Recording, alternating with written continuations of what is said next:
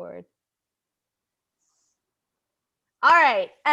Thank you guys for coming. Alex, thanks for joining us today. We are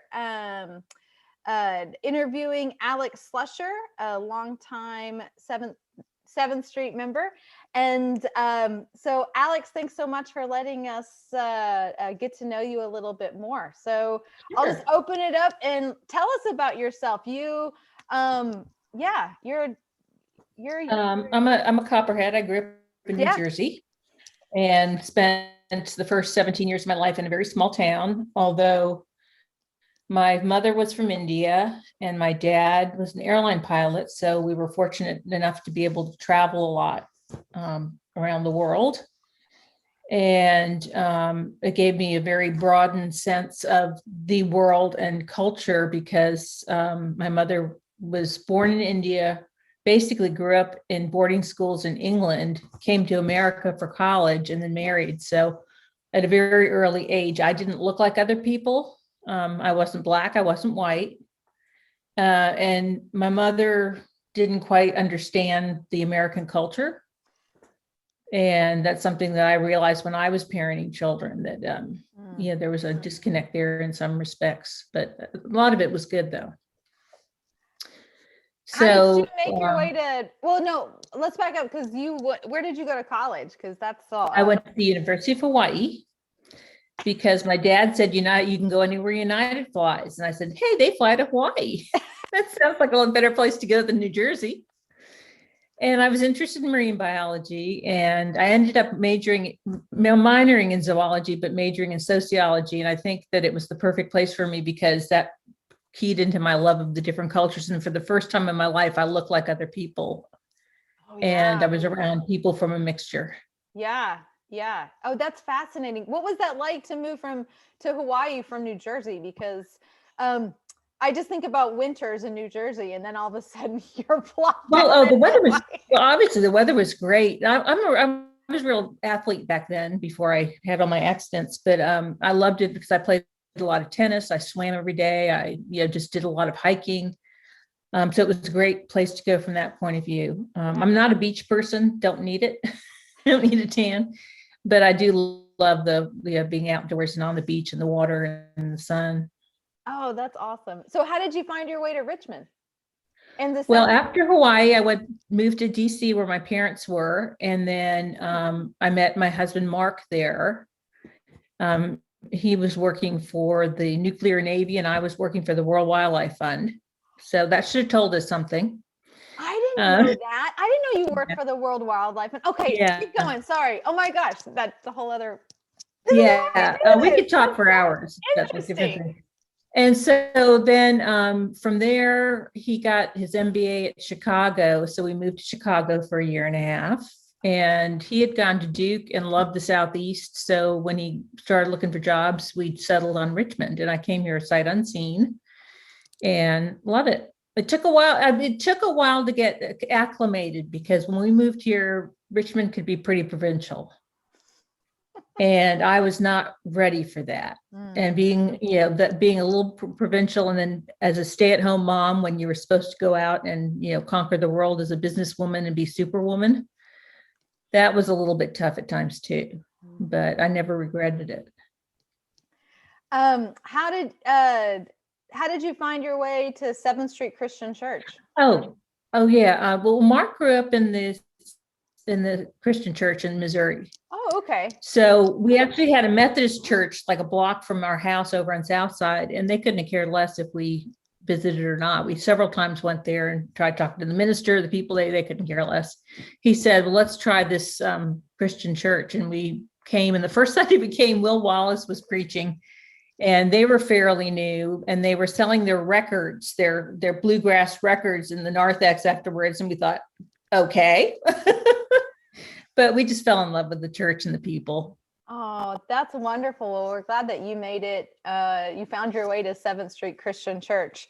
Now, most of us know you're an artist and you have several paintings behind you. And I would love for you to share about your art. You have, some people may not know, like you've done a lot of art for the church. You did a piece that I had requested about for Jesus. You painted your. Yeah, that was a That was horrible so. It was. But piece. please, So quick. it was so quick, but I loved it. And but share what you have behind you and just Sure. how art plays into your life. So I had two kids, and when they got to be school age or mother morning out age, I needed to get out of the house, and I started. I took a wood carving class. I don't know if you can see the bird there. That's the first thing I did. What? Who does And that? the teacher there said, you've got some talent, but you need to develop it. And he introduced me to he said, go take classes from this woman down at John Tyler Community College. And I did, and I ended up taking every class she taught. She was fabulous, taught me everything I needed to know. And then ended up transferring to VCU and never bothered to graduate because I already had a degree. And then I just started doing, I think I had one drawing class when somebody asked me to teach a drawing class at an after school program at an elementary school. And then Mary Mumford School was redoing their playground. And so the stuff that's there on the playground, like the Wizard of Oz, those little, if you've ever been to their playground, I designed those, and then I had people help me make those. What? And I think I had like one art class under my belt. So you had never had you painted growing up? Did you know you had it? Interested. I always liked art, but no, I'd never really done a lot with it. So I'm just curious, how old were you when you're oh wow. Mid-30s. I mean, that just to me says we're just never too old, to discover where our gifts and talents are. That's never too old. You have to keep learning new things. Otherwise, to me, I'd be stifled if I didn't keep learning new things. And even with my art, I just suddenly discovered there's something called pouring acrylic art, which other people probably know about. And so now I'm like, I got to do that. Well, and anybody who knows an artist, or Frank can tell you, and nothing is trash. Everything we find that could be something. Well, speaking of that, you just recently, maybe your piece is still there, but you won an award for that recycle show where you had used recycled material. Yeah, straws and things. I didn't bring that out, but I just as a person who's been into preservation, with the World Wildlife Fund all my life. When I heard about the plastic straws years ago, I found a bunch of them at the dollar store. And I said, I got to do something with these. So I started doing pieces where they were commentaries. A lot of my art is commentaries. And I think that's what art's function in the world can be, is a commentary on the cultures. Right. And so it's a piece of, where it shows a coral reef that's basically dying from the plastic. And then I have ones where I have a whales that are disappearing, because of the ocean pollution and stuff like that. They were actually, I was supposed to take them out to the Seattle Aquarium last year when the pandemic hit. They were going to be auctioned off they were, redoing their aquarium. Wow. But anyway. Tell us about some of the pieces behind you. Okay, so these are pieces that are done for people. A lot of times I paint just whatever I feel like. The girl with the guitar is Elizabeth Wise. She's a friend. And that's a picture of her. The center one is Frank during COVID. I wondered if that was Frank. He kind of looks like Einstein there. He does. It's either Einstein or Doc Brown or what was the other one? There's one other one that people say. Jerry Garcia. He's a cross between all three. So anyway, that's catch. That is quite the catch right there. That is. That is the man of my dreams. Literally, seriously. I'm telling you, that's it right there. And then the dogs are a friend's puppies they just got. So that's for them. Oh my God. And then I do stuff just for myself, again, with the theme of preservation. I worked in a jewelry store for a while. And so I got all these pins, and of course the pin's not on there, but that's a commentary on the honeybees and the disappearing honey. Oh, wow. And I just have these hex nuts, and I just decided that, to put them up there and fill them with either honey or no honey. So that's the kind of stuff I do at 2 a.m. when I can't sleep. This is when we were talking about that you really like the giraffes. Yeah, that's a popular one. That's I just did that one. Book. I just did that one. I have to see if I can get it so you can see it. What am I doing wrong here? There it is. The title of that one, with all the stuff going on now in the world, is "Color is just a pigment of your imagination." And I was telling Holly earlier that when I do my giraffes, they have fake eyelashes on. I stick them on the canvas. A lot of your work is dimensional or tactile like that. Yes, I love layering things. And this is one I just finished of my mother. Let's see, you can't see it. Sorry. Oh, that's all right. There. Oh, wow. And it came out of, we were talking about this in our Tuesday group, our Lent group. Uh-huh. And beautiful. There's the other half. So I painted her half as she was and half as if she were white. Right. Wow. It's like a completely different person. Yeah. You see that? Yep.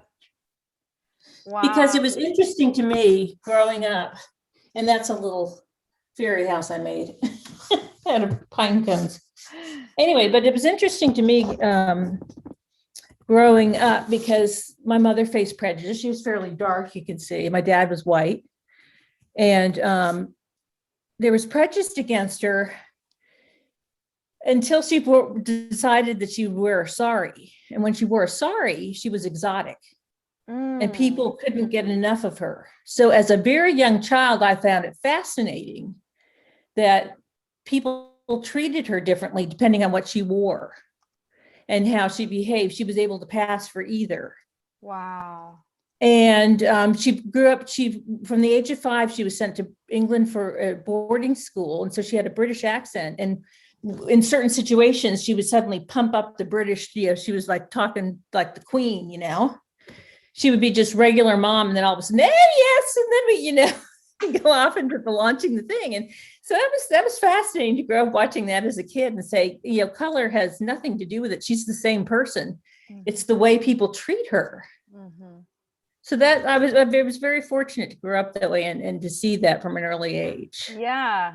Oh, well, thank you so much for sharing all of that. Sure. I haven't been paying attention to the chat. We probably have time for maybe one question if anyone has an additional question. If not, well, I want to say one more thing and then the question. Absolutely. I also write stories. Thank you. Tell me. Yeah, that's right. You do. You're so multi-gifted and talented, and what a gift we have in you as a participant, as a member of 7th Street Christian Church. We are so blessed, Alex. Well, thank you. I am too. I've been very blessed to be a member at 7th Street. Met all of you wonderful people over the years. And by the way, I'm divorced now, and Frank is my boyfriend. If you didn't figure that out, that's right. Yeah, I do have to say that literally, Alex is a very instrumental part of me being at 7th Street. Very instrumental. Really? Do share, Cheryl. Well, like the first time I like just kind of hip hopped around trying to find a church, and I went down to the Sunday school class, which was like a very open, and I mean a open discussion, which was like the first time I'd ever had an open discussion in church. And Alex was just candid and wonderful. And I just felt immediately connected to her and to that group. And I'm like, that's it, this is the place. She and Mary Shuford were just like very instrumental to me. So thank you, Alex. Yeah, you're welcome. Thank you. I'm thrilled to have you. Hogan had asked in the chat, is there a place that we can find to read your stories? They're actually published. There's some published in a book. And I can give you that link. It's you can get it off of Amazon, I think. Walkerton Writers. I'm part of a group that meets here. It's called the Walkerton Writers. Oh, we need to get a copy of that book for our library then. Yeah, we can do that. All right, I'll get that for a couple copies for our library so people can read it. That's awesome. It's a compilation of short stories. I think I have 5 or 6 in there, but yeah. That's a great question, Hogan. Thank you. Like I don't think I put all that together. So that's wonderful. Yeah. Well, Alex. So now that we're done with the Let's Sell Alex's Art section. Yeah. Well, thank you so much, Alex. Sure. We usually wrap up the interview a few minutes before service so people can grab whatever they might need for worship. But thank you so much for being here and for letting us interview you. Sure. There is one other thing I'd like to say, if I can, if I Please. might. Yeah. For those of you who don't know me from a long time ago, I had two children. I have two boys, two sons. My oldest is a captain. He's a pilot in the Air Force. My younger one, Stuart, died when he was 17 and he took his own life. And 7th Street has been there for us. And that's why I have not been at church a lot recently. It just has been tough. But although I don't come to the services, 7th Street people, ministers, Holly, everybody's been there for me. And especially right now with all the COVID and stuff, we've started we have a foundation. We give out scholarships. We also do suicide prevention awareness programs. And I just want you to keep in mind that right now, especially when people are isolated, you don't know what people are going through. Be kind, be nice, call somebody you haven't seen. Sometimes it makes the difference. Alex, thank you so much for sharing that and for your courage. And that's wonderful. Thank you so much. I appreciate that. All right.